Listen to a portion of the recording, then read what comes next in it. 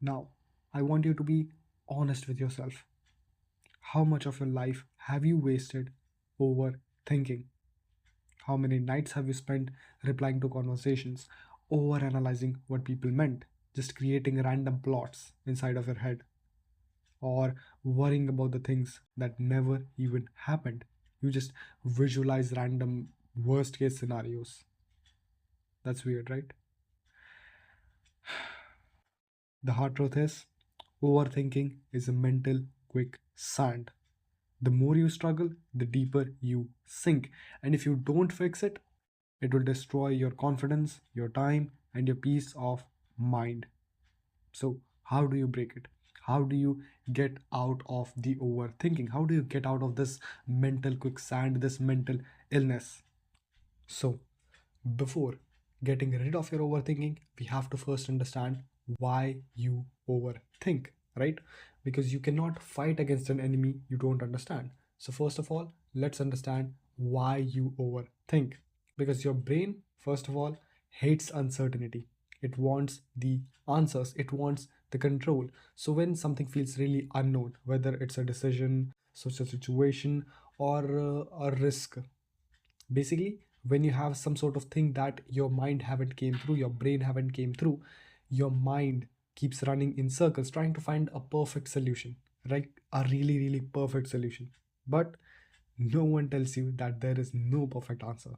And overthinking does not give you control, it basically takes it away. So when you just overthink and just go through a loop of finding the perfect solution, like you're in a social situation, should I do this, should I do that, should I do this, should I do that, and all of these things, it basically takes away the control from you.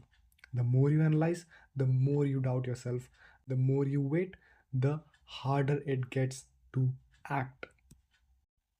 So, how do you actually escape the overthinking paradigm? How do you escape this loop of overthinking, loop of inaction, just doubting yourself? So, I won't say there is a step by step process. I won't say it's as a framework or something like that. It's like kind of principles, a bunch of them and stacked up together. And if you do all of them, then it's really, really certain that you will get out of this overthinking loop in a few short weeks. So, the first thing is set a hard time limit. So basically, all you have to do is give yourself 60 seconds for small decisions and 10 minutes for the big ones. Say, for example, that what should I eat? You don't have to spend 10 minutes thinking about what should I eat. 60 seconds, more than enough. Like what I'm gonna eat. Kellogg's. That's it. Done. 10 minutes for the big ones, like what I'm gonna work on today, like the task for the long-term projects or anything like that. Just spend 10 minutes, journal it. That's it. Done is better than perfect. So all you have to do is 60 seconds for the small decisions, 10 minutes for the big ones. Once you're done with that, the second principle is the 5-second rule. When you catch yourself overthinking, count down 5, 4, 3, 2, 1, and then take the action. Any action, whatever you are doing, just do it. That's it. Just do it. Say, for example, I'm journaling and I just find myself overthinking. I just say 5, 4, 3, 2, 1, and I start journaling. That's it. The moment you move, overthinking loses its grip. So all you have to do is count down 5, 4, 3, 2, 1, take the action. That's it. Simple as that. Then the third thing is shift from what if to what now. Basically, all you have to do is shift your focus. Stop predicting every possible disaster and basically ask yourself, what's the next step? Focus on that, nothing else. You just don't have to see your long-term project as the long-term project. Like you sit there and say, how I'm gonna compete with a multi-million dollar company. No, you haven't even built the front end yet. So focus on the next step. Like you have built the dashboard, now you're going to build this particular functionality, or you have built like the authentication, now you're going to build the dashboard or something like that.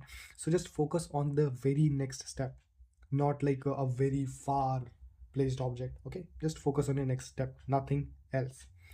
Then the next thing is doubt your doubts. This is one of my favorites.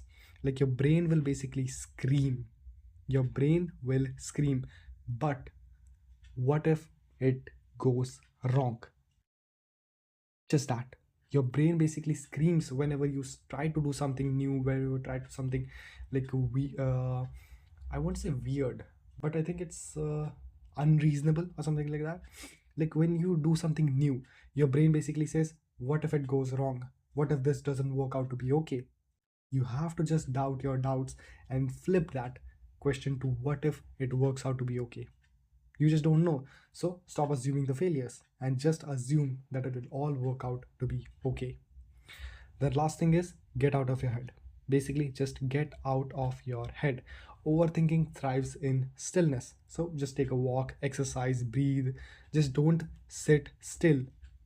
I'm not saying like don't sit still. You just don't sit ideal. An ideal mind is the devil's kitchen. There is an interesting saying like that.